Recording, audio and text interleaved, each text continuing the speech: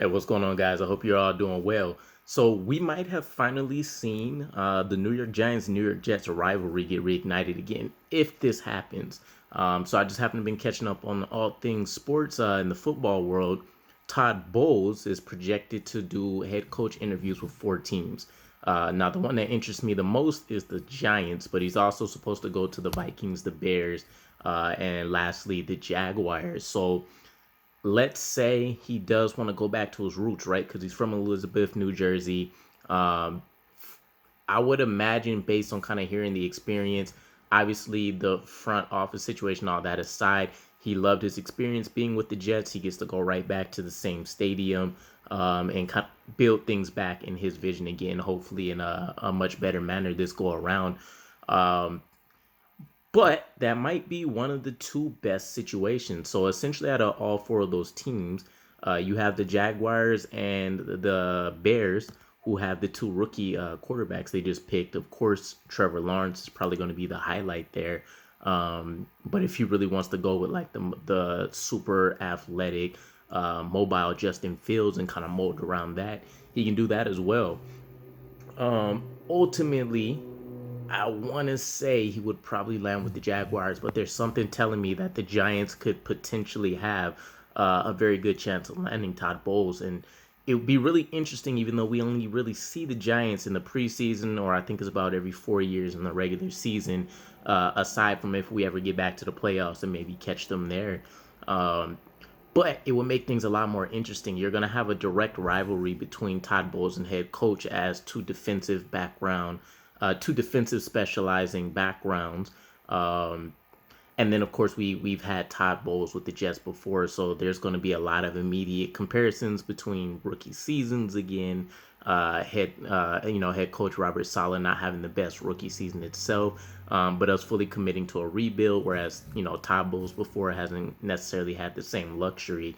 But with the Giants, there's a plethora of things that can happen. He has two first round picks that are coming in, even though it's not an extremely good quarterback class in the grand perspective of things for most draft analysts. Um, Two top 10 first round draft picks, a bevy of other, high round picks for him later there. But he also essentially can decide to just roll with Daniel Jones until maybe the following draft and kind of roll the dice there while he establishes essentially the new core of the unit. Or, in other words, essentially kind of doing what the New York Jets just ended up doing this season. And if anything, history has shown that at least on the defensive side of the ball, he should be able to keep the team pretty competitive. He's worked wonders with the Buccaneers defense. They put some really solid pieces in place there for him. And we don't know what the Giants front office is going to look like. So if he comes in, they potentially hire a head coach before they hire a general manager. Maybe they try to do them at the same time, let them get a feel for each other. It's a lot of moving pieces there, but there's a lot of things for him to like in terms of him being able to come in and immediately establish his identity, go in there, take a look at some of the players that he thinks he might be able to build around immediately. And he's familiar with Leonard Williams from his time there. There's a lot of other, young pieces that they can potentially fall in love with. Kadarius Toney out there. You got Saquon Barkley, which makes things really great. He does have an offensive line that he'd have to try to work around and restructure again. But I mean, all in all, if he can get the job security and they really give him the time to kind of manifest that dream, it could be something special. I'm rooting for him. I think Todd Bowles was a fantastic head coach even when we had him. I just think the situation didn't match up to allow him to really flourish at the time. And then he got a lot of slack too. I used to get into it with quite a few people just in the chat forums and whatnot, where they would say he was trash on the defensive side, which I mean, stats are stats and it is what it is. But when you take a look at how they planned on eventually trying to build the team, there's definitely a lot of dysfunction there.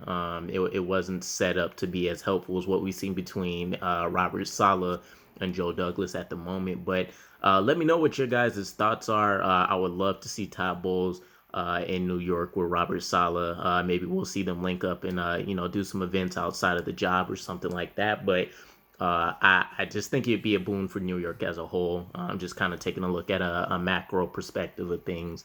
Uh, and with the initiatives they're doing for minority coaches on that kind of stuff, I'm sure that would be a big boon in and of itself. For me, I'd be more interested to see how he goes about trying to build out his staff this time around, and seeing what that may look like for him. But more power to him. I definitely hope he does get one of those 4 jobs that he's applying for. But again, New York would be the prime destination, in my opinion, for him, especially what he can do immediately there. But again, let me know your guys' thoughts, and looking forward to catching up with you again. Peace.